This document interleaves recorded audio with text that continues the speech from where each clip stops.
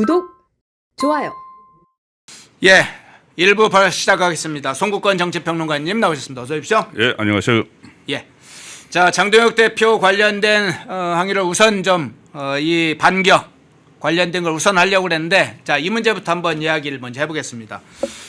오도된 여론은 아무래도 정치적인 여러 가지 편향성을 낳게 마련이고 여러 가지 정치적 상황을 오판하게 만들죠. 그러니까 그 문제 한번 먼저 짚어보겠는데요.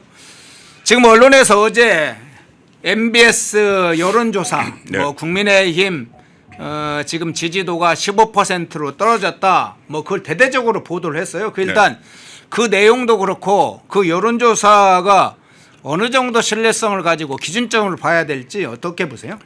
일단 어제 오늘 하루 종일 그 각 언론이나 아니면 이제 그 시사 토론 패널들이 15% 국민의힘 15% 프레임을 계속 걸고 있어요.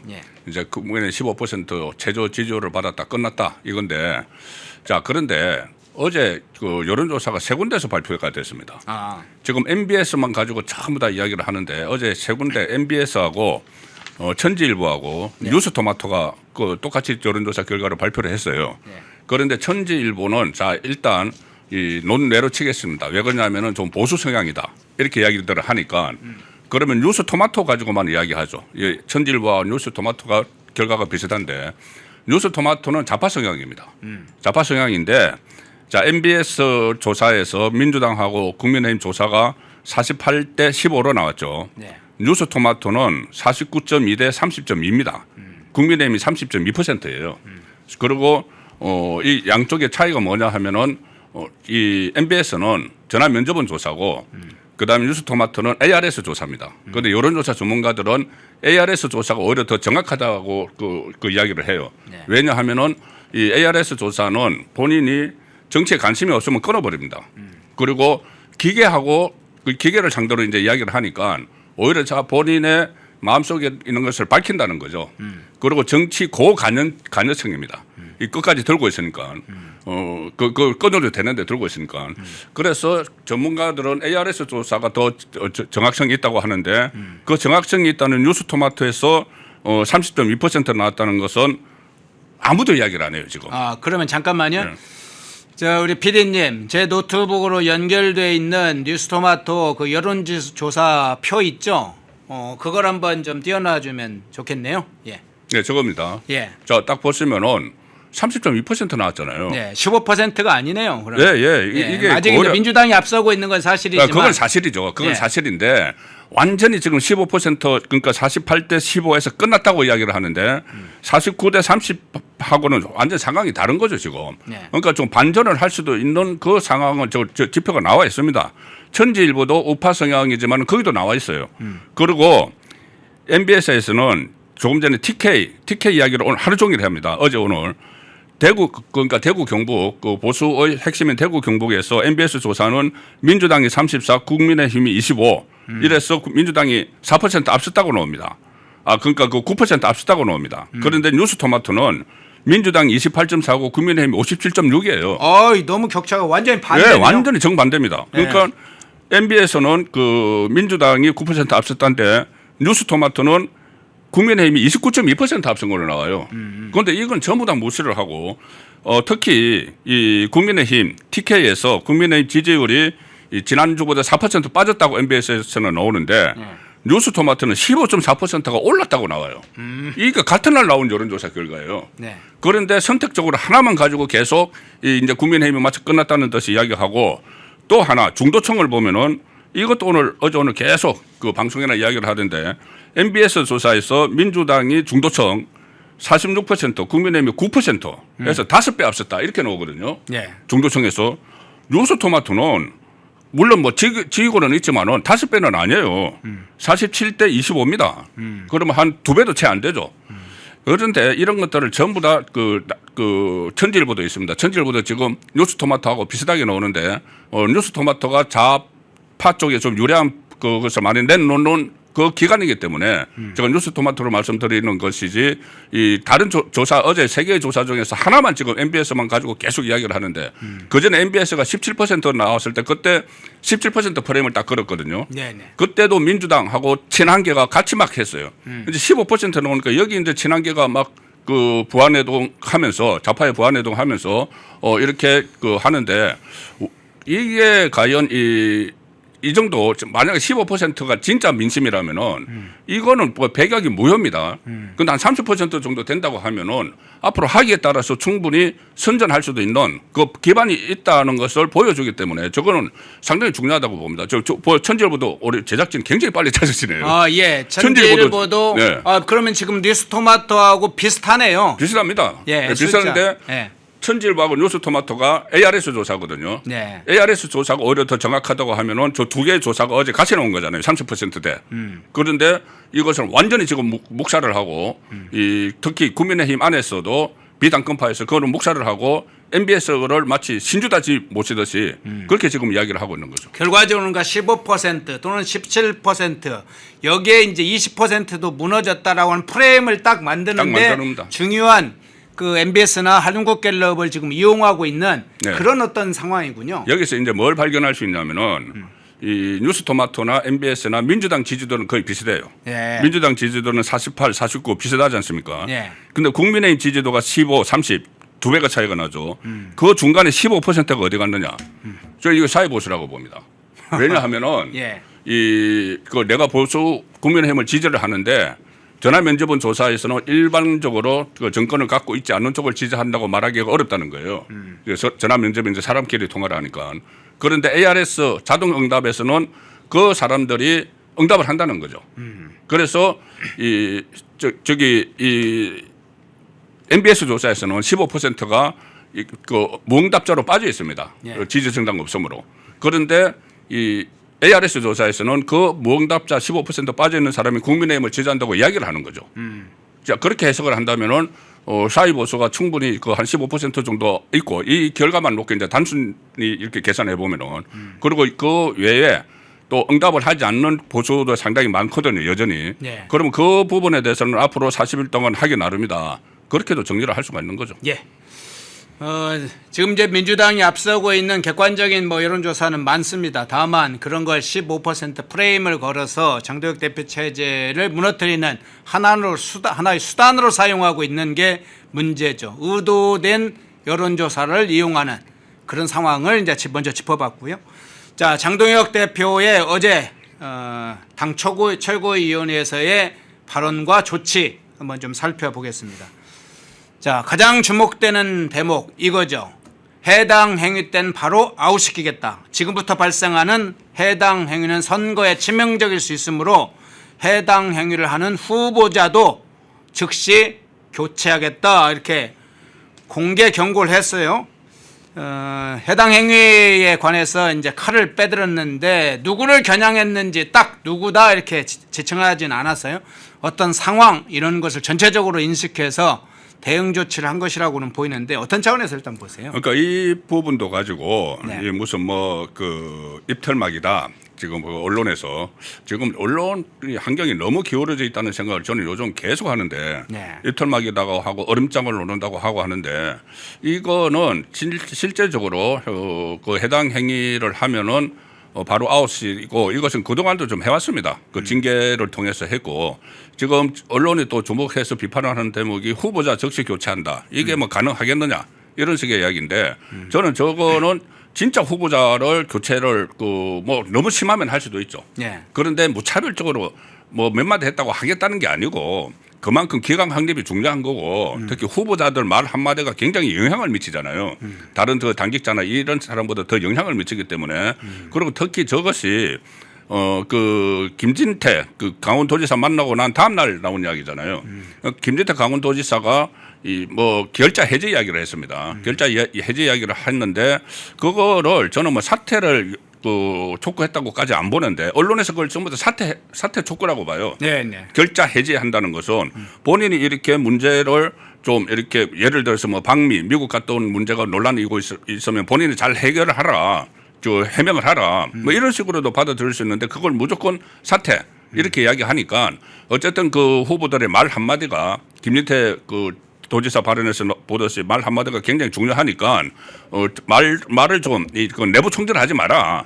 그거 상징적으로 한 이야기지 뭐 몇 마디 했다고 해서 후보자 적시 교체 이거는 그거를 말 그대로 이제 받아들여서 또 이렇게 뭐 비판을 하는 것은 좀 맞지 않다고 봅니다. 예. 김진태 아마 지사를 향해서 했다는 딱 발언이라고 보진 않고 최근에 이제 여러 가지 예를 들면 진종호 관련된 행위라든가 여러 가지 것들을 이제 보고했던 것으로 보입니다. 그리고 뭐 오세훈 시장의 경우에는 아예 사퇴를 지금 장동혁 대표를 요구하고 있는 상황이라 그런 전체적인 여러 상황 또는 사례 사건을 가지고 이야기를 했는데 오히려 언론은 그걸 김진태한테 좀 초점을 맞췄던 것 같아요. 그걸 잘 이용하려고 하는 언론의 조금 잔머리이기도 하다고 볼 수 있기 때문에 김진태 지금 후보 지사를 향해서 뭐 포격을 날릴 일은 아닌 것 같습니다. 좀 초점을 좀 달리해야 될 것 같아요. 거기에 말려들면 좀 안 될 것 같습니다. 그러니까 이제 김진태 일부 언론에서 그렇게 하는 거고 실제로는 이제 경고성 메시지죠. 경고성 메시지인데 누구를 향한 경고인가 그것을 이제 보면은 최근에 부산 북갑에 가령 예를 들어서 후보를 내면 안 된다고 그 주장을 하는 김도읍이나 이 몇 사람들 있지 않습니까? 그쪽을 향한 일종의 그 경고성 메시지라고 볼 수가 있는 것이죠.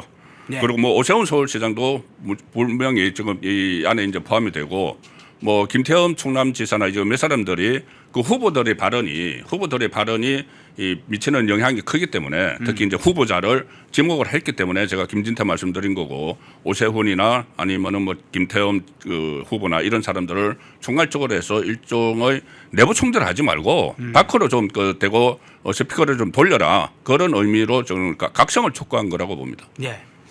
자, 장동혁 대표가 이에 또 이런 이야기를 하죠. 이제 본격적으로 민주당 그리고 민주당 후보와 싸워야 할 시간이다. 기강이 무너진 군대로는 전투에서 절대 이길 수 없다. 이제 싸울 상대를 제대로 식별하고 제대로 싸워야 할 때다. 앞에 이제 내부 총질 이야기를 했습니다만 사실은 이제 어떤 전쟁이든 저가를 구분해서 싸우는 게 제일 핵심이잖아요. 그럼요. 그 피하 구분이 저희들 뭐 군대 생활해 보면 피하 구분이 가장 문제잖아요. 뭐 그 피하 구분을 잘해야 되는데 이게 가령 예를 들어서 소위 친한계라고 하는 사람들 중에 이재명에 대한 비판을 하는 사람은 거의 없어요. 몇 사람 빼고는. 오히려 그 모든 것에 배현진 의원이 가장 대표적입니다. 저 지금까지 이재명 비판하는 거 본 적이 없어요. 그런데 장동혁 대표 마치 좀 심한 표현으로 하면은 스토킹을 하듯이 일거수일투족에 다 시비를 걸거든요. 그렇게 했는데 지금 이제 선거 40일 남겨놓고는 그렇게 하면 안 되는 거죠. 그리고 지금 어떻게 보면은 민주당 후보 그리고 이재명 정권에 대해서 공격할 그 허점들이 계속 쏟아지고 있습니다. 그 허점들을 쏟아지는데 그걸 그냥 다 지나치고 있어요. 지금 한미 동맹 문제 얼마나 중요한 이야기입니까? 장동혁 대표가 미국 가서 뭐 성과가 없었다고 하지만 그래도 그 내부의 분위기를 다 듣고 왔잖아요. 분위기를 듣고 오고 본인도 한국의 상황을 이야기하고 했으면은 그 부분에 대해서 장동혁 대표가 굉장히 목소리를 낼 수가 있어요. 그런데 그걸 지금 막고 있지 않습니까? 다른 쪽으로 뭐 전선을 흩어지고 있죠. 그 문제 하나 있지. 또 하나는 지금 이재명 공소 취소를 하기 위해서 이 국정조사를 하는데 국정조사에서 다 보셨지 않습니까? 이거는 공소 취소할 거리가 아니고 이거는 그 재판을 재개해야 될 문제다. 장동훈 대표도 어제 이야기했습니다. 재판 재개 이야기. 그런 문제들을 지금 다 그냥 놓쳐버리는 거예요. 놓쳐버리고 그냥 내부 문제만 하는데 또 하나 있습니다. 좀 공격거리가 지금 민주당 후보와 싸워야 할 시간이라고 했잖아요. 민주당 지금 공천이 하나 둘 되고 있는데 보면은 허점투성이에요. 부울경 요새 분위기가 좀 뜬다고 하잖아요. 국민의힘 뜨는 이유 중에 하나가 상대 후보가 허점들이 많기 때문에 그래요. 부산의 전재수 까르띠에 세계, 울산의 김상욱 국민의힘에서 넘어간 김상욱, 그다음에 경남의 김경수 드루킹 전부 다 허점이 있는 사람들이고 어제 2명 공천했지 않습니까? 송영길하고 대변인 했던 그렇게 김남준 이렇게 공천을 했는데 송영길도 돈봉투 있잖아요. 그거 무죄 받은 게 돈봉투를 안 돌려서 무죄가 아니고 증거로 채택을 안 한 거예요. 증거 수집 문제가 있었죠. 그렇죠. 그것 때문에 한 거지 돈봉투 안 돌렸다는 게 아니거든요. 그런 사람을 또 저 이재명의 성남 라인에서부터 성남시에서부터 데리고 왔던 사람을 자기 이재명의 국회의원 지역구 개항을 그냥 물려주고 이런 부분들은 굉장히 그 우리가 공격을 할 수 있는 그 허점들이죠. 그것을 집중을 해야 되는데 그걸 하는 게 아니고 어떻게 하든 장동혁만 흠집내고 장동혁 때리는 데만 매달리고 있으니까는 그 문제를 저 핵심적인 부분을 짚었다고 봅니다. 예. 자, 그러면 앞서 이 얘기 중에 이제 배현진 이야기가 나왔는데 역시 배현진은 예상대로 장동혁 대표가 이 당 최고위원회에서 했던 내부 총질을 그만하고 이제는 더군다나 해당 행위를 한다면 바로 조치를 하겠다. 후보자라도 조치를 하겠다. 이런 발표 이후에 배현진이 또 나섰죠. 배현진이 어떻게 이야기했는지 그 장면도 한번 볼 텐데요.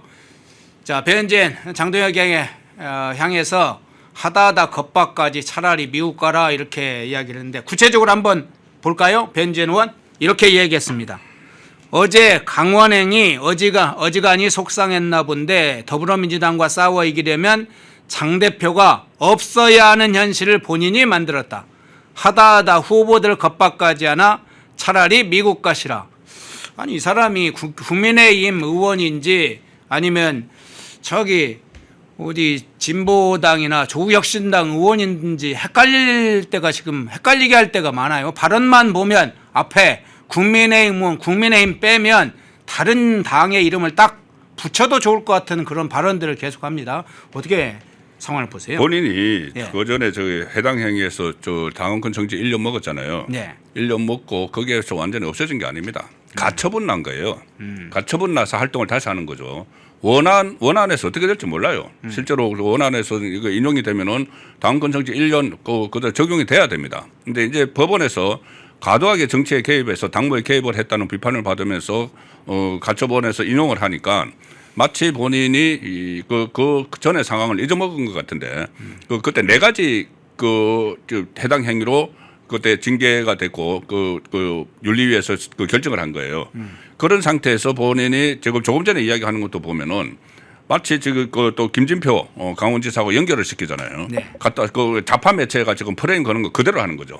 그대로 하고 그 이야기까지 했습니다. 저 대목에는 안 나왔는데 15% 받고도 무슨 징계 이렇게 기강 운원하느냐 하면서 차라리 미국 가라 다시 이렇게 이야기했어요. 15% 프레임을 본인이 먼저 지금 앞장서서 이야기를 하는 겁니다. 이게 과연 본인이 어떤 저 정체성이 있는지 왜 이렇게 하느냐? 저는 두 가지를 보는데 하나는 배현진 의원의 어떤 속성이에요. 제일 처음에 그때 최고위원 할 때 이준석 그 대표하고 같이 최고위원 하면서 그때 이준석계라는 말도 살짝 나왔어요. 그 다음에 어디로 갔느냐? 그 홍준표 그쪽에 가서 같이 유튜브도 하고 했죠. 그런데 홍준표 전 시장하고 최근에 거의 막말로 막 싸웠어요. 그렇죠. 그 다음에 어디로 갔느냐? 윤석열 전 대통령 쪽에 갔어요. 그 다음에 지금은 한동훈 쪽에 간 거죠. 원래 섭성이 있는 데다가 그리고 이 여러 가지 이제 탈당을 한 그런 것은 없지만 속성이 있는 데다가 본인의 지역구가 송파지 않습니까? 그 이제 공천만 받으면 당선되는 그 지역구인데 그 지역구에서 두 번째 준 사람이 한동훈이에요. 그러니까 한동훈이 다시 당에 들어와야지 본인이 또 앞으로 국회의원 공천도 받을 수 있다는 생각을 하는 것 같아요. 그래서 그런 어떤 기회주의적이죠. 그런 부분이 지금 배현진이 마치 좌파 프레임을 그냥 따라서 하는 그런 행동으로 이어지고 있다고 봅니다. 네. 배현진의 모습을 보면 참 권력이라는 게 뭔지 가끔 이런 생각을 하죠. 저렇게 배지를 달아두면 저렇게까지 사람이 변하는구나. 배지 그거 떼면 아무것도 아닌데 그 배지에 무슨 하늘이 붙어 있는 듯한 생각을 갖는 것 같습니다. 홍준표 전 시장이 옳으냐 그냐를 떠나서 홍준표 시장하고 그렇게까지 막말을 할 일은 아니죠. 비판은 서로 상호적으로 어느 정도 수준에 할 수 있지만 그 전에도 윤석열 대통령이나 친명 친윤 세력과의 싸움도 그래왔습니다. 자, 그 장면 살펴봤고요. 자, 장동혁 대표 발언 이후에 부산에도 바로 영향을 미쳤네요. 예, 부산에 집을 구했다는 진종호 한동훈 대표가 한동훈이 전화를 했다고 그러죠.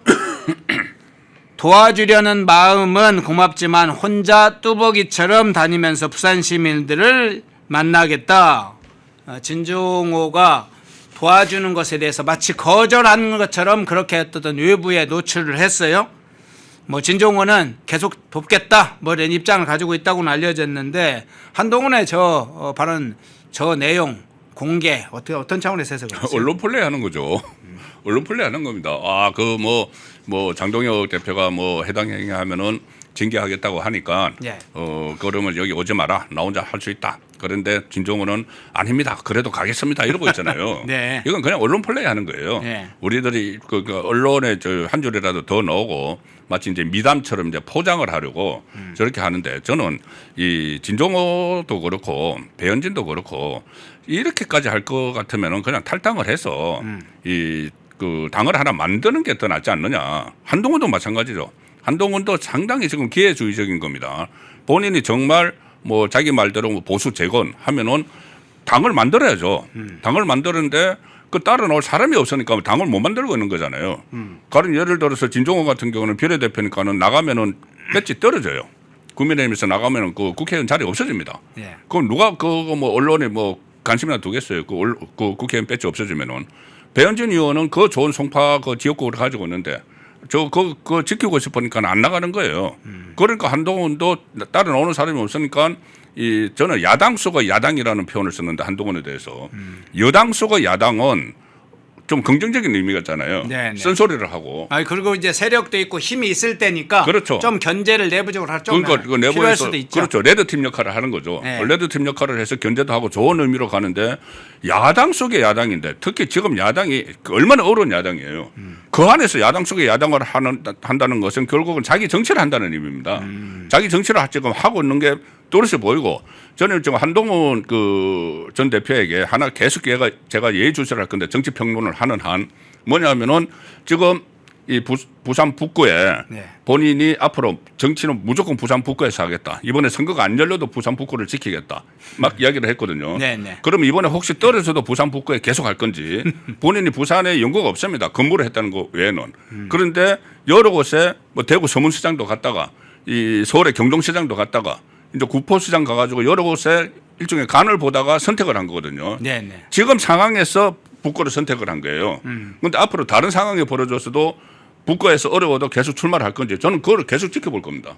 왜냐하면은 본인이 뭐 절침에 정치할 때부터 나는 이제 여의도 사투리를 쓰지 않겠다 이런 이야기를 했잖아요. 기존 정치인과 다른 길을 가겠다고 했기 때문에 네. 정말 그거를 지킬 건지 과거에 이 유시민 씨가 대구에서 보궐선거 수성에 출마를 할 때 내가 대구에 뼈를 묻겠다고 했어요.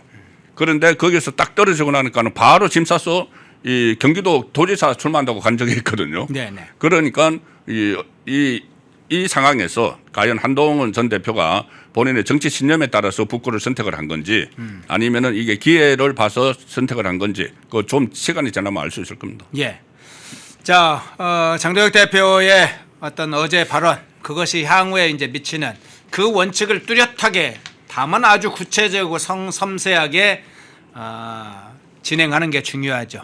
항상 빈틈을 노리는 세력들이 있으니까 그런 것을 하면 안 됩니다.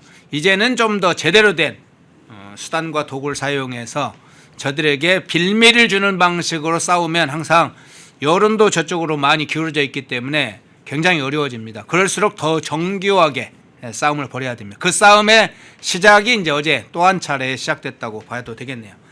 자, 잠깐 한 건 정치권 이슈 하나만 더 좀 짚어보겠습니다. 국민의힘 내부 이제 사건인데 주호영 대구시장 예비 후보로 이제 등록을 했었죠. 자, 그런데 불출마 선언을 어제 했습니다.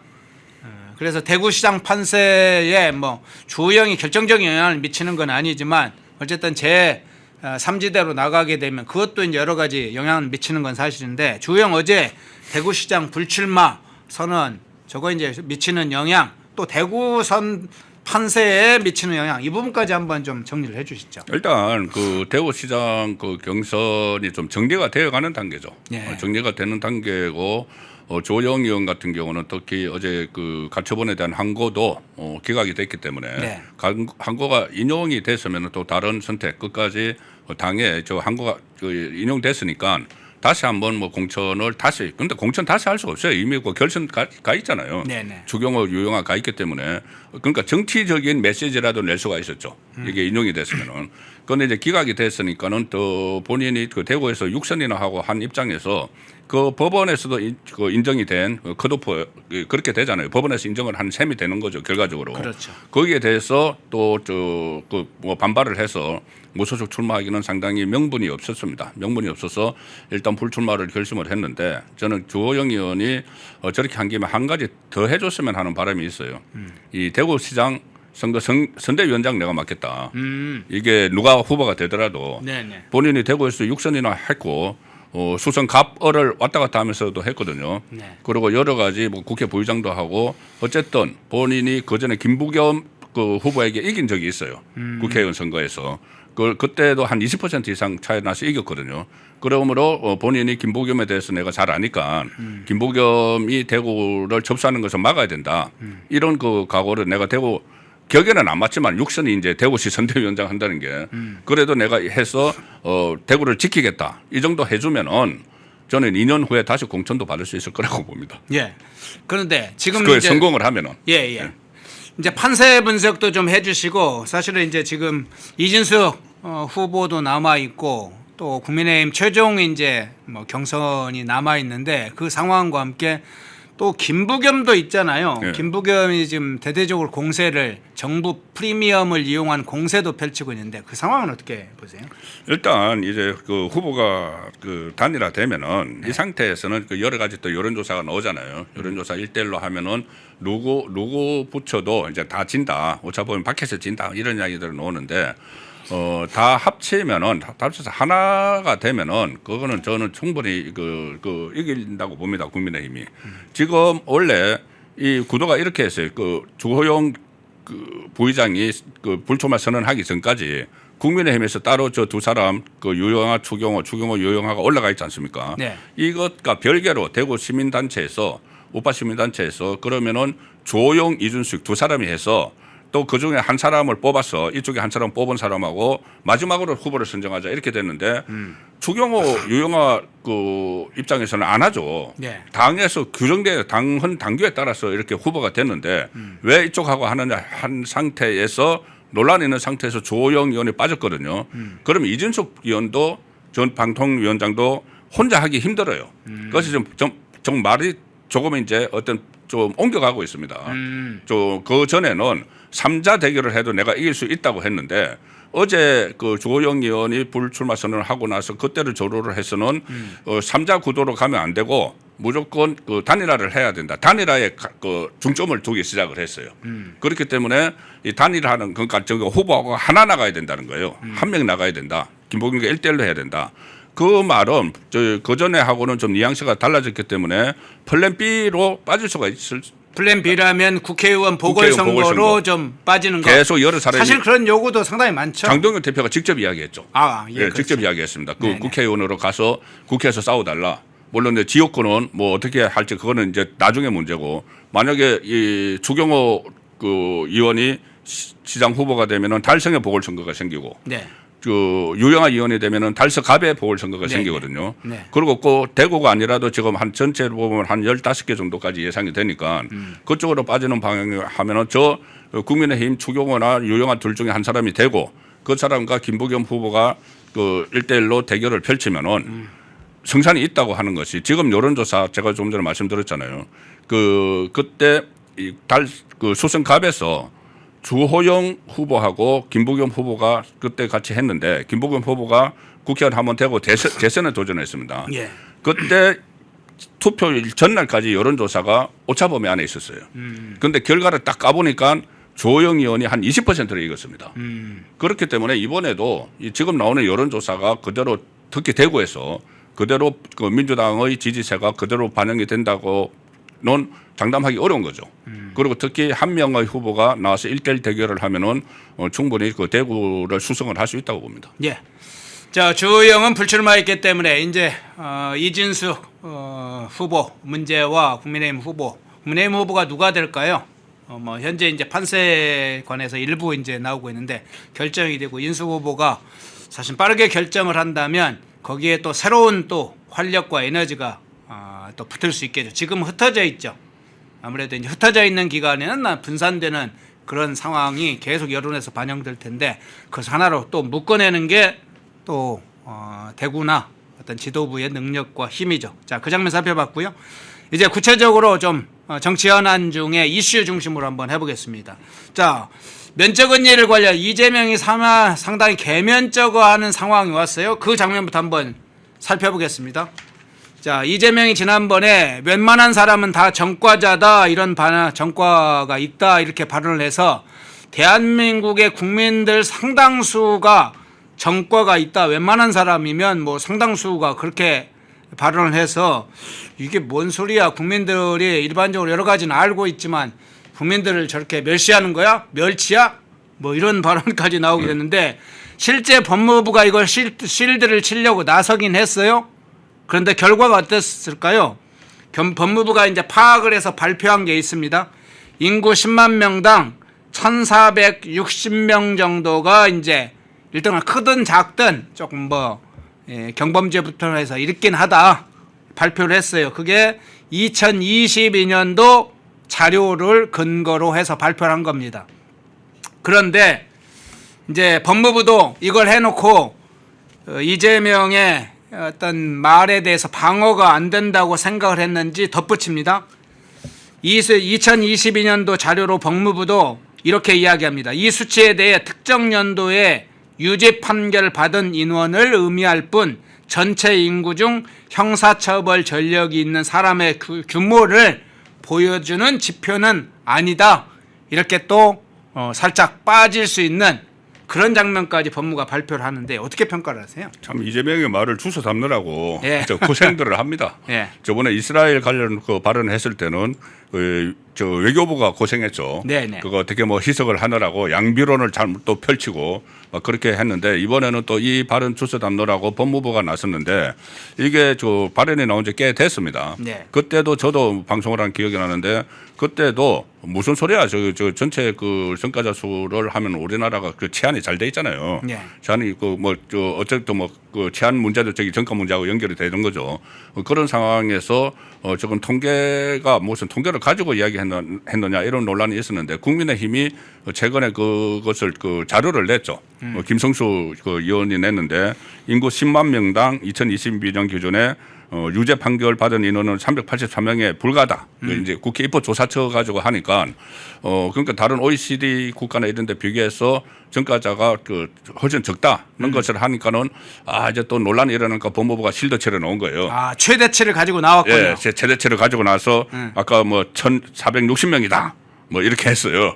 그래서 10만 명당 1,460명. 조금 전에는 10만 명당 384명이라고 하니까 10만 명당 1,460명이다 했는데 이것도 지금 나중에 또 논란이 될 수 있을 것 같으니까는 슬쩍 얼버무리는 거예요. 얼버무려 가지고 희석을 시켰는데 그런데 어쨌거나 저쨌거나 이 정가가 우리나라에 정가자가 많다고 하는 거는 이거 그 이재명이 한 말이기 때문에 가령 예를 들어서 우리나라에 범죄가 많다는 말하고 비슷해지는 거예요. 예. 정가라는 것이 무슨 뭐 범죄도 있고 아니면은 무슨 뭐 민사도 있고 뭐 하지만은 그래도 일반적으로 또 한국 가면 정가자고 우글우글해. 이 말을 본인이 하는 거예요. 자기 얘기하는 거 아니에요? 자기 얘기를 하는데 전과자 범죄 지금 숫자를 늘린 게 자기 때문에 들어간 거잖아요. 자기도 한 명 했는데 근데 저 한 명 중에서도 저 정가 사범이잖아요. 네. 정가 사범 우리나라에 몇 명이나 있겠어요. 그리고 실제로 이 정가라는 것이 제가 이제 학교 다닐 때 이렇게 배우고 할 때는 정가는 보통 이제 그 구속됐다가 교도소 갔다 온 사람은 이제 정가자라고 이야기를 많이 했어요. 그런데 지금 이제 유죄 판결 뭐 벌금형을 받았든지 그러니까 기존이 모호합니다. 어떤 게 그 정가자인지. 그런데 기존이 모호하는데 그런 거 없어요. 그냥 저렇게 불쑥 이야기를 하니까 그럼 본인은 정가 사범에 재판 5개 열리고 있는데 그거 전부 다 유죄 확정되면 정가 구범이잖아요. 정가 구범에 또 수사하다가 중단된 거 많습니다. 그거 하면 정가 10범 넘어요 나중에. 본인이 할 이야기도 아니고 본인의 위치에서 저런 이야기를 하면은 우리나라에 정가자가 그 많은 가면은 뭐 정가자들 득식을 거리는 그런 나라처럼 본인이 이야기를 하잖아요. 아니 본인 내각이나 청와대가 사실은 전과자가 득실을 거리잖아요. 득실 거리죠. 뭐 김민석부터 국무총리부터 여당 대표 정청래까지. 그래서 이 정가자가 너무 많으니까는 군대 안 간 사람들이 많아요. 그 좌파 진영에서는. 자, 그래서 그런 문제들까지 이렇게 다 이렇게 덜 쑤셔 가지고 할 필요가 없지 않습니까? 뭐 과거에 민주화 운동하다가 이제 그 군대를 안 가는 그런 전과도 있지만 저 이재명은 그런 전과가 아니잖아요. 이재명 본인은. 그렇죠. 일종의 파렴치범 잡범이죠. 뭐 법인카드 가지고 뭐 그 과일 2천만 원씩 사고 뭐 이런 거잖아요. 그리고 자기 대신 뭐 그 기업인에게 뭐 돈 대신 내도 그 북한에 보내도록 해가지고 나중에 그 기업인에게 특혜를 주려고 한 거 이런 것들이지 않습니까? 그 대장동 같은 거 이 인허가 장사한 그런 흔적들이 있는 것이고 그런데 저런 말을 하는 건 본인 자신에게 누워서 침뱉기죠. 예. 자, 이재명은 뭐 전과자 스스로가 전과자니까 저런 것을 당당히 해도 내 얘기지만 나는 나 자신만은 좀 벗어날 수 있어. 그런데 그 주변에 다 사람들이 자기하고 같이 국정을 운영하는 사람들이 거의 다는 아니겠지만 상당수가 사실은 전과자이니까 뭐 그런 것에 대해서 얼마나 감이 있겠어요. 주변에 다 사람들이 다수가 전과자니까 대한민국 전체 국민들이 전과자로 보일 수도 있을 수 있습니다. 그런 착시 효과도 있나 보죠. 자, 그 장면 살펴봤고요. 정동영 한번 잘 살펴보겠습니다. 정동영이 계속 꼬리에 말을 이어가면서 논란을 계속 여전히 이제 키우고 있네요. 나름대로 수습한다고 하는데 그게 수습이 되는지. 자, 정동영의 발언 한번 좀 살펴보겠습니다. 정동영이 지금 구성 핵시설 기밀 누설과 관련해서 계속 문제가 되니까 정동영이 이런 얘기를 합니다. 달을 보라고 했는데 손가락을 가리키는 것이다. 그러면서 덧붙입니다. 달은 북핵 문제의 시급성을 강조한 것이고 손가락은 왜 지명을 이야기했냐는 것이다. 지명, 북한 지명입니다. 구성이라는 북한 지명을 얘기했냐는 것이다. 이렇게 하면서 뭐 사람 제가 보기에는 기밀사항 얘기하는데 지금 뭐 손가락이나 달 얘기도 할 필요가 없는 상황 같은데 저 반은 어떻게 해석을 하세요? 아니 달 이야기 이제 북핵 문제 얘기를 하면 예. 손가락을 안 가르쳐야죠. 손가락 안 가르치고 그냥 북핵 문제를 이야기를 해야죠. 예. 자기가 저 기밀 사안인 그것을 이야기를 한 것은 본인 손가락을 들어서 가르친 거예요. 네. 그러니까 그 지역을 이야기 안 해도 되잖아요. 안 해도 그거 없다고 무슨 뭐 이 북한 핵 문제의 뭐 민감성 중요성을 이야기 못 하는 건 아니잖아요. 그 지명 없다고 구성이라는 지명 없다고. 저거는 이제 논란이 일어나니까는 일종의 뭐 책임 회피하는 것이고 지금 정동영 그 장관이 이게 처음이 아닙니다. 계속 미국 저것 때문에 미국에서 공유하던 정보를 제한을 했지 않습니까? 네. 묶어버리고 그리고 또 브런슨 주한미군 사령관이 안규백 뭐 2번, 3번 찾아가고 굉장히 소동이 일어나고 있는 거예요. 그리고 무엇보다 지금 한미 관계가 중요한 상황이고 이란하고 지금 미국은 전쟁을 하고 있는 이 상황이잖아요. 네. 이 상황에서 저런 논쟁이 이제 물론 뭐 3월 달에 일어나기 시작을 했지만은 지금 저렇게 그 논쟁이 확산이 되면은 빨리 이것을 수습을 해야 되는데 오히려 지금 확산을 시키고 있거든요. 확산을 시키고 또 그 이재명도 저기 또 가세를 했잖아요. 저게 그 기밀 사항이 아니다. 그런데 기밀 사항이 아니라고 주장하는 것이 과거에 어떤 학술지에 실렸다 뭐 이런 건데 그것도 이제 학술지에 실린 적이 없다는 이야기를 하고 연구소에서 빅터 차 교수가 그런 자기들은 구성을 이야기한 적이 없다고 하는데 계속 이제 그쪽으로 핑계를 대다가 그게 팩트가 아닌 것이 되니까는 이 논란 자체를 가지고 봉쇄를 시켜버리려고 하는 그쪽으로 이제 그 대응책을 바꾼 거죠. 바꿨는데 최근에 그 언론에서 그런 이야기를 해요. 정동영이 왜 저렇게까지 강하게 이제 북한 문제에 대해서 유화적 제스처를 쓰고 논란의 중심에 설까? 자기 대권 욕심 있는 것 아닌가? 그 이야기가 지금 나오기 시작을 하죠. 본인이 그 전에 이명박 후보와 했을 때 사상 최다 표차 500만 표 이상 졌거든요. 그렇죠. 그래서 또 강성 지지층들을 끌어모아서 그러니까 강성 지지층 중에서도 북한에 대해서는 거부하는 사람들이 많아요. 어쨌든 그 사람들을 끌어모아서 자기 또 대권 욕심 있는 것 아니냐는 보도까지 지금 나오는 지경이죠. 예. 자, 그런데 정동영 저 관련해서 기밀 누설과 관련해서 정동영이 누가 기밀을 유출했느냐? 미국이나 우리 내부에서 있을 수 있다. 미국이라는 건 딱 이제 정확하게 찍었고 미국에서 흘렸냐? 또 하나는 우리 내부를 둘러싸고 여러 이야기가 나오던데 오늘 아침에 또 그런 보도가 있었어요. 우리 내부에 관련해서 뭐 친북파, 자주파라고 불리는 친북파와 동맹파의 싸움이냐 아니면 뭐 친북파, 자주파 내부의 국정원과 통일부의 싸움이냐 여러 이야기가 나왔는데 저 부분은 어떤 차원에서 해석을 해야 될까요? 그러니까 일단 그 뭐 친미파하고 자주파 이쪽의 싸움은 굉장히 오래됐죠. 정동영 장관이 그때 노무현 정부 때 통일부 장관을 한번 했잖아요. 네. 그 했을 때부터 저거는 논란이 지금 있어 온 상황이고 지금 안에서도 다른 예를 들어서 그 이종석 국정원장은 대표적인 이 뭐 일종의 자주파, 그러니까 반미파죠. 자주파라고 하는 반미파인데 그쪽하고 이 또 갑자기 이름 생각 안 나는데 국가 그 안보실장, 예? 안보실장, 예, 그쪽은 이제 또 위성락이요? 예, 위성락 예. 이쪽하고 서로 그 마찰이 있다는 이야기는 오래 전부터 나왔어요. 네. 그러니까 그 내부의 문제인데 그 내부의 문제를 가지고 정동영 쪽이 이 소위 말하는 자주파 쪽에 서가지고 그 친미 쪽을 좀 겨냥을 하는 그런 식으로 또 논점을 흐리는 그런 그 상황을 만들어가는 거죠. 예. 자, 정동영 문제부터 우선 살펴봤는데요. 자, 국방부와 주한미군 사령관이 여러 지금 충돌이 계속되고 있는데 최근에도 정동영 문제를 가지고 이 대북정보 공유 제안을 둘러싸고 국회에서 크게 벌어졌었죠. 정동영이 어쨌든 크게 발언을 실수를 해서 일이 벌어졌는데 국방부로 그게 튀었었죠. 그런데 또 다른 장면이 발생했어요. 전시작전권 전환 문제를 가지고 지금 상황이 또 다른 차원의 어떤 큰 갈등이 시작됐습니다. 주한미군 사령관은 국회 미의회 군사위원회에 출석해서 전작권 전환 조건에 대해서 이야기를 하면서 2019년 1분기까지 달성할 목표를 가지고 있다. 정치적 편의주의가 조건을 앞지도록 하는 방식으로는 안 된다. 이런 얘기했는데 안규백과 국방부에서는 이재명 임기 내에 한다. 2028년도까지 완료를 한다. 전작권을 다 전환을 시키는 회복이라는 표현도 했습니다만은 그런 어떤 입장을 보였는데 상당히 충돌나는 상황이 또 시작됐네요. 충돌의 시작이죠. 그리고 제가 조금 전에 그 용어를 잘못 사용해서 친미파가 아니고 동맹파입니다. 죄송합니다. 예. 친미파라는 말이 동맹파, 자주파 뭐 이렇게 했었죠. 네. 갑자기 나오는 말이 그랬는데 어쨌든 이 전시작전권 한수 문제도 전환 문제도 지금 양쪽에서 지금 이것이 과연 이제 이 논란거리가 돼야 되느냐 이것부터 저희들이 좀 생각을 해야 돼요. 한미 동맹이 막 흔들리고 있는데 어쨌거나 지금 그 전쟁 억지력을 행사하는 것이 주한미군이잖아요.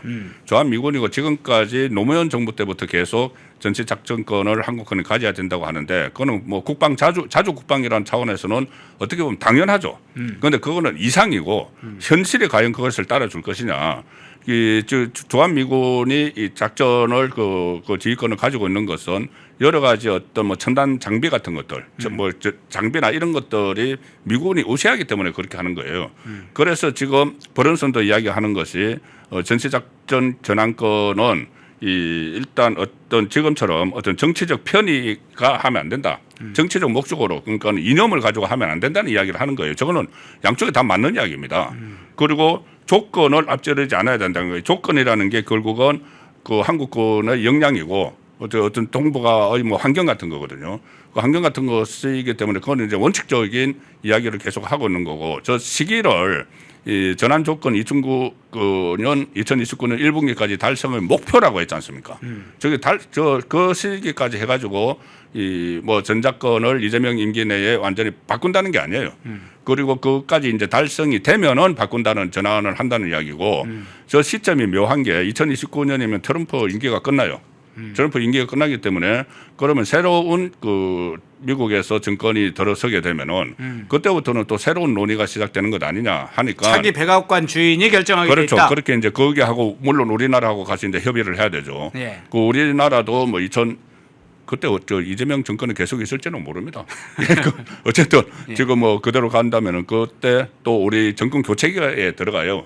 그 한국도 그렇기 때문에 지금 하는 것은 시기도 문제지만은 시기보다는 저희들이 주목해야 될 것은 과연 한국군이 그런 조건들을 갖추고 있는 것인지 갖추려고 노력을 하고 그 이야기를 하는 것인지 아니면은 정말 정치적 목적에 의해서 그 이념이 섞여가지고 한국의 입장을 이야기하는데 거기에 대해서 이제 브런슨이 어떻게 보면은 이 반박을 하는 그런 내용이 그 미국 그 의회에서 있었던 일입니다. 그 조금 전에 조건 이야기를 한 것이 그래서 저 국면도 좀 이 워낙 한미 관계가 지금 흔들리니까 새로운 이슈를 좀 부각이 되고 있는 단계이긴 하죠. 예. 자, 다른 이슈, 정치권 이슈 두 개만 좀 간단하게 정리를 해보겠습니다. 우선 정원호 민주당 서울시장 후보에게 또 다른 의혹이 제기된 사항들 한번 살펴보겠습니다. 자, 그 장면 한번 볼까요? 친북단체. 임종석이 이사장으로 있는 친북단체 경문협에 2020년부터 2020년까지 총 1억 2천만 원을 지원했다. 수의계약 형식으로 지원했다. 아, 보스가 임종석이니까 역시 정원호가 보스를 밀어준 것인가요? 이 상황 어떻게 보세요? 인터넷 바꿔야 되는데 어떡할 거야? 다 똑같은데 아무 데서나 바꿔. 인터넷 아무 데서나 바꾸지 마. 제대로 찾아봤어야지. 어디서 바꿔야 되는데? 비교원이 답이었어. 인터넷을 바꾸시려는 분들에게 좋은 인터넷 업체 소개해드리겠습니다. 비교원이라는 업체입니다. 현금 혜택은 올리고 인터넷 요금은 내려간다고 합니다. 인터넷 TV 신규 가입 시 최대 48만 원, 휴대폰 최대 50만 원, 정수기 렌탈 시 최대 30만 원으로 최대 128만 원 혜택을 받을 수 있습니다. 인터넷 가입과 동시에 사용하시던 휴대폰 그대로 통신사만 변경해도 30만 원 혜택을 받으실 수 있습니다. 안전문제 관련해서 이 업체 8억 이상의 보증보험도 가입되어 있어 믿을 수 있고요. 23년간 보안사고가 한 건도 없다고 합니다. 또 본인 가입 후에 지인도 가입하면 최대 4만 원 이마트 모바일 상품권을 횟수에 상관없이 무제한 제공한다고 하네요. 화면에 보이시죠? 1670-2571로 연락하셔서 상담 받아보시거나 네이버에 비교원 검색 후 문의 남겨주시면 전화드린다고 합니다. 팁 드립니다. 연락하실 때 펜앤마이크 TV 구독자라고 말씀하시면 비밀 혜택도 있다고 합니다. 일단 제가 조금 전에 민주당 후보들이 참 허술하고 네. 허점도 많고 약점 많다는 이야기를 들었지 않습니까?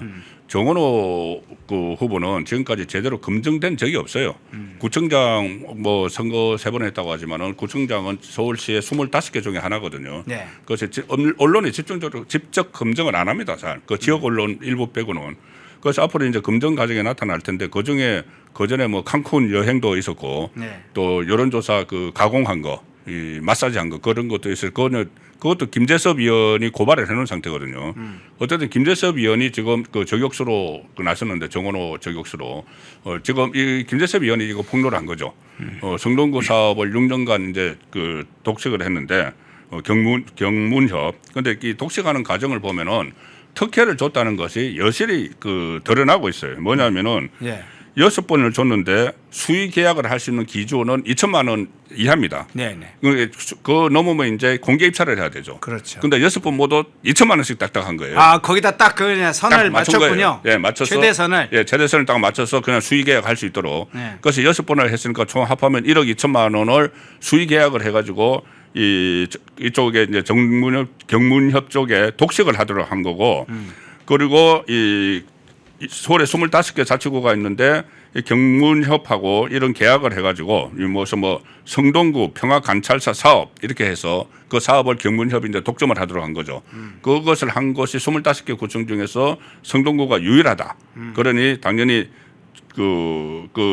특혜를 줬다고 이렇게 볼 수가 있고, 그래서 이 사업을 1억 2천이 들어갔는데 이 언론이 일부 이제 언론에 보도가 됐는데 거기에 대한 이제 비판적인 내용만 있는데 그럼에도 계속해서 6번이나 계약을 했다는 것은 이 경문협을 이끄는 임종석하고 특수관계다. 특수관계다. 두 사람이 예. 처음에 그때 전대협에서 이쪽에 한 사람은 임종석은 의장이고 한 사람은 또 거기서 활동을 했어요. 이제 정문호는. 아, 전대협 3기 때. 예. 예. 그때 이제 활동을 같이 했는데 그 후에 임종석이 국회의원이 되고 나서 보좌관으로 들어가서 8년을 활동을 했습니다. 그러니까 정원호의 경력이란 것은 임종석 보좌관 8년, 그다음에 성동구청장 12년, 이게 딱 그게 다인 거죠. 그런데 이제 성동구청장이 되고 나서 옛 보스 옛날 운동권 보스였던 게 이제 이권 개입까지 그렇죠. 가는군요. 그까지 이제 가가지고 네. 했다는 의혹이니까. 이 부분도 좀 빨리 좀 공격 포인트가 될 수가 있는 거죠. 공격의 타깃이 될 수가 있는 거죠. 정원호 외에 진짜 민주당 의원들 하나하나 살펴보면은 정말 허술한 점이 많아요. 제가 만약에 그 어느 지역에 그 선대위에 가서 일을 한다면은 예. 정말 그 할 거 많을 것 같아요. 공격할 게. 그래요? 어느 지역을 막론을 하고. 예. 그러니까 빨리 국민의힘이 좀 내부 총질 좀 하지 말고 그 장동현 대표가 이야기했듯이 피하 구분을 좀 하자 이제는 40일 남았는데 40일 남아서 피하 구분하고 나서 그 다음에 진짜 그 장동혁 그 체제로 가서 선거에서 지면은 그때 장동혁 물러나면 되지 않습니까? 지금 물러난다고 해서 뭐 다른 대안이 없고 그리고 어떻게 조금 전에 말씀드렸다시피 저 새로 비대위를 만들 겁니까? 새로 비대위 만들면 그 비대위가 더 어수선해가지고 선거에 질 게 더 그 확률이 높아지는데 그럼 지고 나면 또 비대위 해야 되잖아요. 그러니 지금은 어쨌든 그렇다고 물러날 수도 없고 이대로 있을 수도 없고 네. 그 상황이라면은 뭔가 전환을 해야죠. 그래서 저는 빨리 선대위를 좀 출범시켜야 된다고 봅니다. 그래 선대위가 출범을 해야지 저런 문제에 대해서도 집중적으로 공격을 할 수 있는 그런 이제 시스템이 갖춰지는 거니까 선대위 출범이 시급하다고 봅니다. 예. 성덕구에 있는 어떤 풀뿌리 단체를 지원한다 하더라도 특정 세력들, 특정 인물에 대한 염두에 두고 개입을 하게 되면 이권인데 전대협 시절에 말씀하신 대로 의장과 선전부장 사이였다. 그러면 정원호가 의장님 했겠네. 옛날에는 일종의 꼬봉과 같은 역할을 했는데 의원하고 보좌관 기간에도 8년간 했다니까 완전히 수직 계열인데 그 사람이 나가니까 그것도 북한에다가 방송 저작권 이용해서 돈을 갖다 바치는 임종석 그 단체를 지원했다. 결국은 그 자금 북한을 도와주는 그 단체를 돕는 종북단체, 친북 세력의 그 단체를 돕는 정원호가 되어버렸네. 그런데 여기서 하나 몸통과 꼬리가 그렇게 연결이 되네요. 그렇죠. 네. 그리고 그 이제 두 사람 위에 그 박원순 전 시장이 있다는 말도 나오는데, 네. 자 정원호가 그 성동구청장으로 있으면서 그 사이에 1억 2천만 원을 지원을 했다. 만약에 서울시장으로 있어서 그 규모가 얼마나 나왔을까요? 공물 하나만 붙여도 그렇죠. 그냥 네. 엄청나죠. 그런데 이것만 했을까? 다른 단체들 제가 박원순 서울시장 시절에 이제 인터뷰를 하느라고 시장실을 한 2번을 가봤거든요. 네. 2번을 갔는데 박원순 시장이 그때 저에게 이렇게 뭐 방을 안내를 하면서 이 사면에 꽉 찬 파일을 다 이렇게 설명을 하더라고요. 근데 그 파일이 뭐냐면은 전부 다 그 시민단체들에 대한 지원하는 파일이에요. 본인은 시민사회단체의 활동을 이제 굉장히 강화를 했다. 이제 본인의 이제 그 업적을 이야기하면서 그런데 그 나중에 보니까 전부 다 좌파단체거든요. 좌파단체 그렇게 쫙 파일이 있을 정도인데 정원호가 서울시장이 되면은 그대로 따라하겠죠. 그래서 지금 이것만 봐도 알 수 있지 않습니까? 서울시장 되면은 또 얼마나 이거 시민사회단체의 어떤 그 혈세를 가지고 막 지원을 할지 이런 문제도 이 공격 포인트가 될 수가 있는 거죠. 예. 시청하시면서 좋아요 깜빡하신 분들 좋아요 꼭 눌러주면 좋겠네요. 자, 이 부분을 마지막으로 해야 되겠네요. 정진석 전 대통령 비서실장, 전 국회 부의장, 정진석 의원. 자, 공주, 부여, 청양 국회의원 보궐선거 오늘 이번 대상인데 국회의원 보궐선거를 하게 돼 있습니다. 거기에 지금 전진석 전 비서실장이 계속 출마 문제가 제기되면서 지역 판세가 상당히 관심이 쏠리고 있는 곳인데 일부에서는 민주당이 그래도 좀 우세하다 뭐 이런 이제 평가도 있고 정진석 전 실장이 나가면 지역 영향력을 볼 때 만만치 않다. 접전 양상으로 상당히 가고 있다. 뭐 이런 분석도 여러 가지가 나오고 있는데 정치적으로 볼 때 어떤 상황이라고 보세요? 박수현 그 의원이 민주당이었는데 여기 충남도지사 되면서 이제 보궐선거가 생기는 곳이죠. 그런데 여기가 정진석 의원이 여기서 전 실장이 여기서 5선 국회의원을 했는데 그 선친인 정성모 전 내무부 장관이라고 있어요. 그래서 6선을 했습니다. 공주 지역에서 부자가 합하면 11선을 한대요. 그런데 이제 이게 출마 이야기가 나오니까는 저는 이제 출마하면 상당히 성산이 있다고 보는 것이 민주당에서 뚜렷한 후보가 지금 없어요.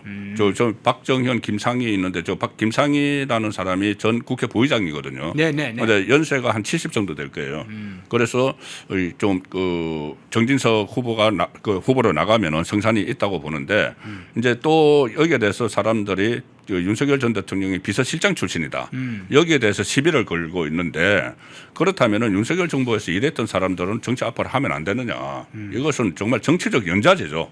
정치적 연좌제고 또 이 그 윤석열 전 대통령과 같이 일했다고 해서 전부 다 한 묶음으로 이렇게 하면 안 돼요.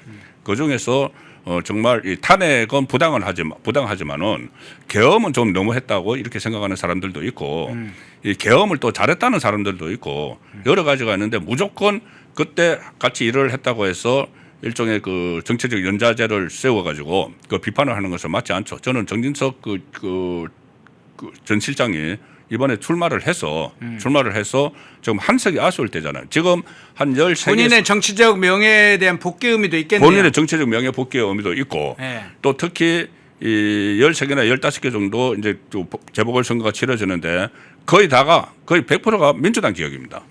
저기도 민주당 지역이잖아요.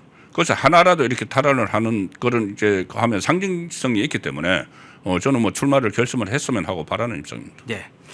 자, 정진석 실장이 여러 가지로 이제 뭐 사법적인 압박이 상당히 있는 조건에서 어떻게 판단할지는 아직 여지가 남아 있습니다.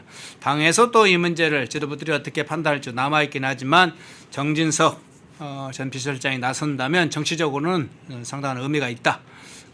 윤석열 정부에 대한 평가이냐 아니냐를 떠나서 전체적으로 보수 진영 내부에 또 정진석 또 비서실장의 본인의 정치적인 어떤 명예에 있어서 상당히 중요한 분기점이 되겠네요. 그 장면까지 살펴봤습니다. 일부 송국건 정치평론가님이었습니다. 고맙습니다. 네, 감사합니다. 자유리더 아카데미 제4기 강좌가 개설됩니다. 제4기의 주제는 세계사의 판이 바뀌고 있다입니다. 미국과 중국의 신냉전이 격화되면서 세계의 질서가 요동치는 와중에 벌어지는 미국의 세계 전략 대변화와 트럼프 독트린의 본질, 미중 신냉전과 일본 한국의 운명 등 대한민국의 나갈 길을 모색하는 10개의 강의를 준비했습니다. 40대 전문가들을 중심으로 새로운 시각, 새로운 감성으로 마련한 강의에 많은 참여 바랍니다.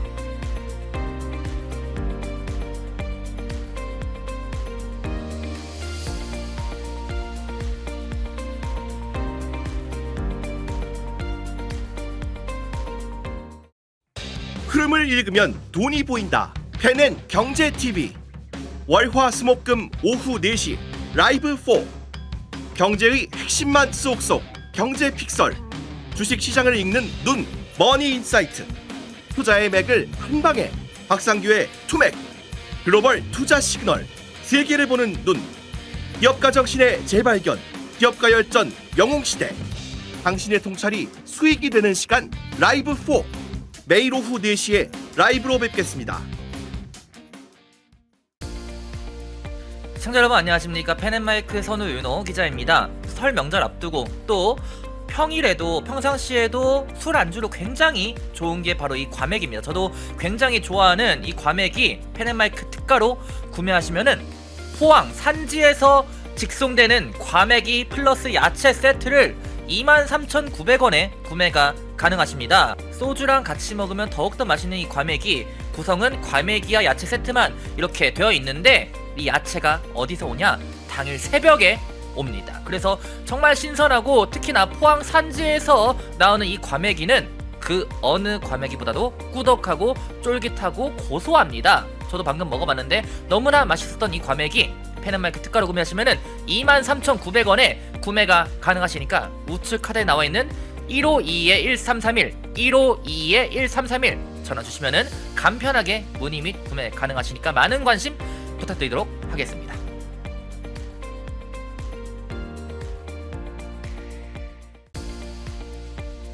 시청자 여러분 안녕하십니까. 펜앤마이크 선우윤호 기자입니다. 오늘은 제가 저번에도 한번 광고를 했었던 알부민 울트라 맥스 제품을 소개하려고 합니다.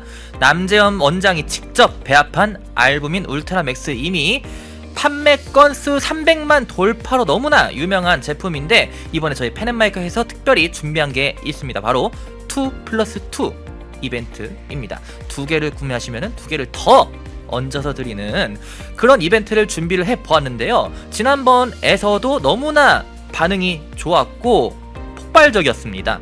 그래서 저희가 그때 느낀 게 이게 알부민 울트라 맥스 제품이 왜 300만 주문이 돌파한 게 괜한 이유가 있는 것이 아니구나 라는 것을 그때 느꼈었는데, 이 압도적인 고함량 그리고 울트라 맥스라는 카피라이트가 들어간 것처럼 정말 후기가 좋은 이유가 있다는 점 다시 한번 강조를 드리면서 이번에 펜앤마이크가 준비한 특별한 이벤트 알부민 울트라맥스 2+2 이벤트 많은 관심과 성원 부탁드리도록 하겠습니다. 주문번호 1522-1331로 전화주시면 감사하겠습니다.